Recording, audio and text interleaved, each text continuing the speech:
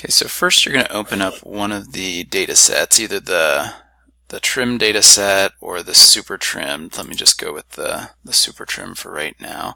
If you run into any problems copying from this, notice you can't make changes to this, but if you wanted to make changes, you could always go to File, Make a Copy, and then you have your own copy of it that you can make changes.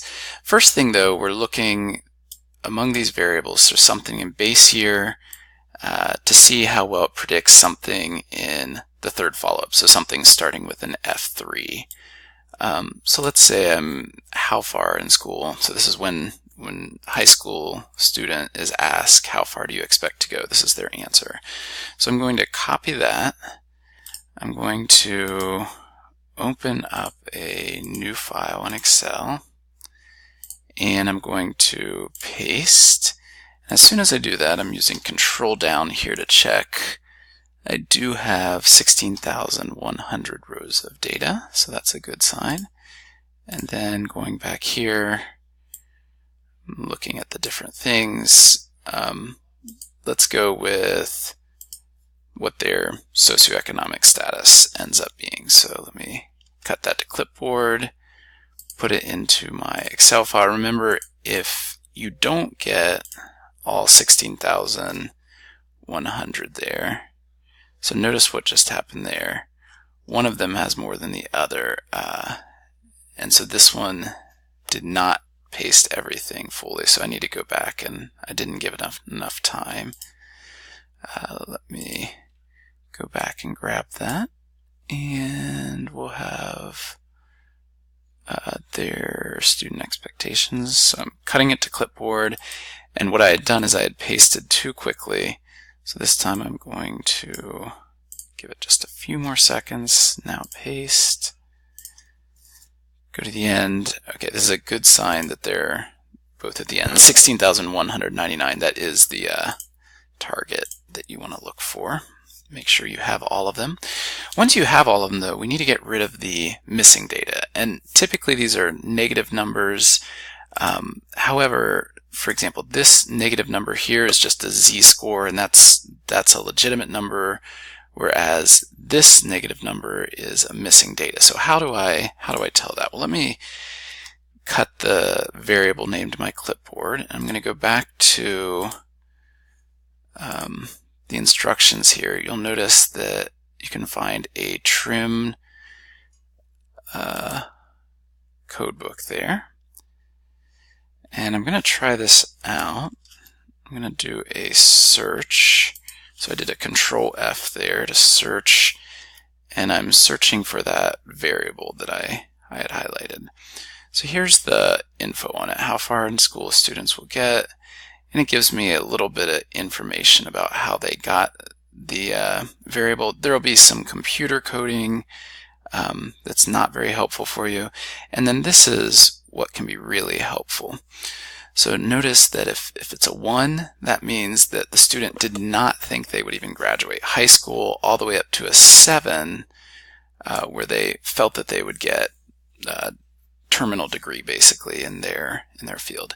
And then really important, we have these 3 that are not going to be helpful for us in the variable. So it is a quantitative variable. As you get higher and higher number, it's higher and higher, further and further they think they'll get in education.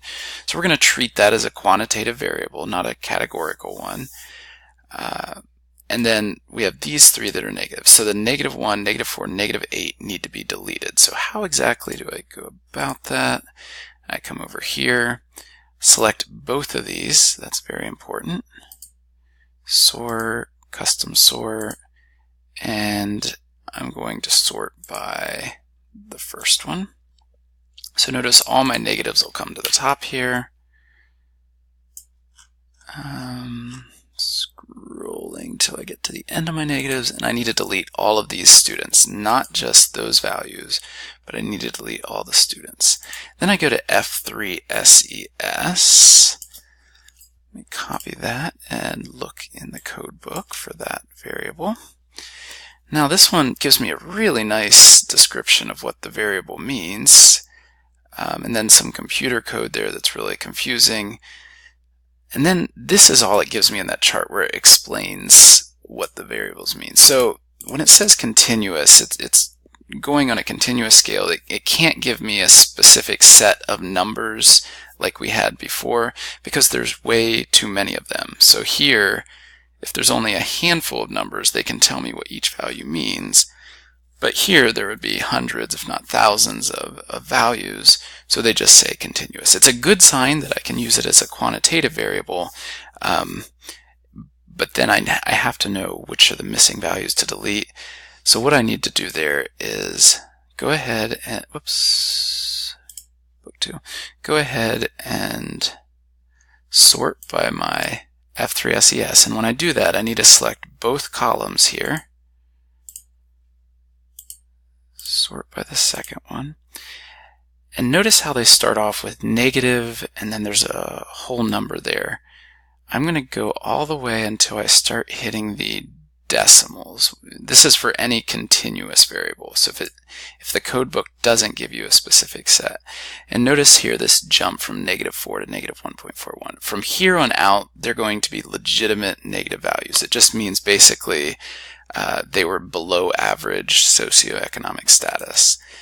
But all of these are missing this data on this variable. Notice they had complete data on the first variable, but if I don't have data on both variables, I'm not going to be able to run this analysis, so I get rid of all those. Finally, what I might want to do is, well, for the assignment, you need to find the correlation. So I'm going to go A2 through, just going to skim to the bottom there.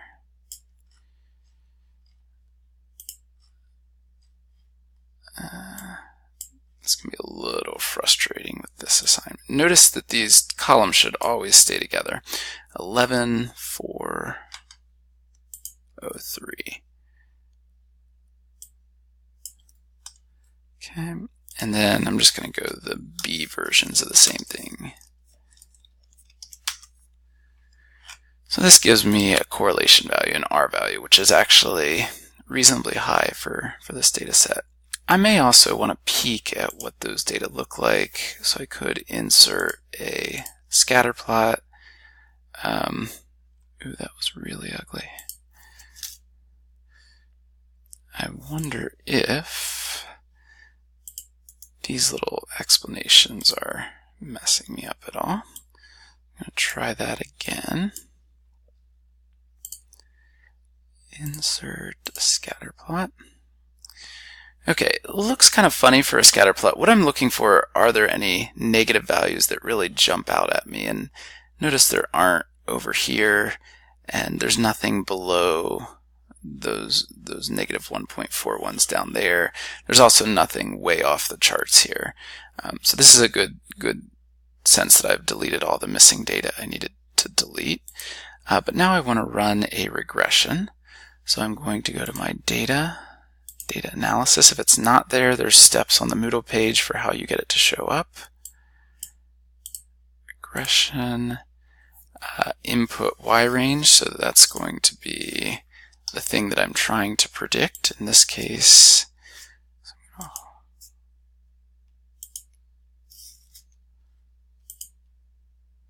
trying to find an easy way to select all these cells.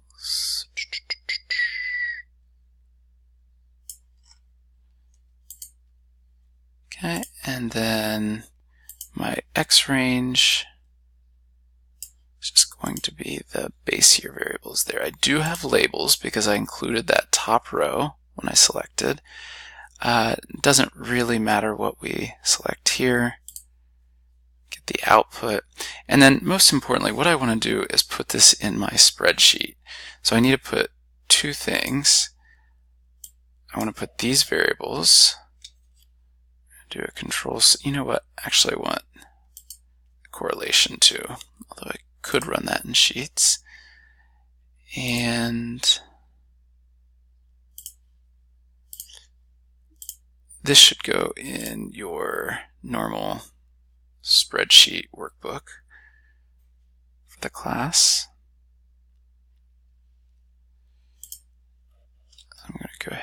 paste those.